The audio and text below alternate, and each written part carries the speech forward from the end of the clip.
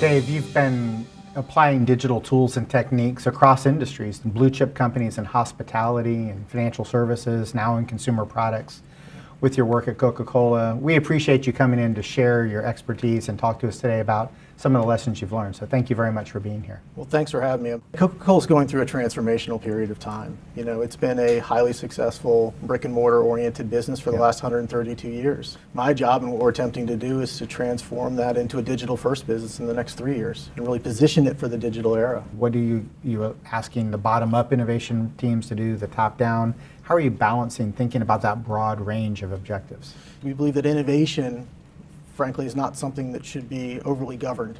Okay. Right? There are two dueling forces that play. We have a force of divergence, which is to allow 1,000 flowers to bloom, so to speak. Okay.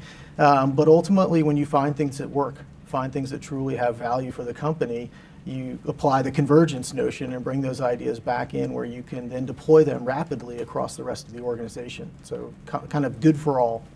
How have you thought about rethinking your services and where you're present and how you serve those different needs? When we think about customers in our line of business, we think about the 24 million or so retailers that we have a relationship around the world. Their needs and behaviors are changing. They're quickly becoming much more modernized.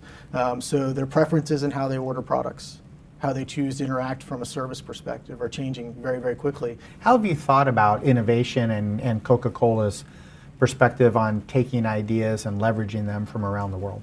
We fundamentally believe that there's an opportunity to disrupt ourselves before others disrupt us. Mm-hmm. And so we've kind of taken that as a principle in terms of how we approach the world.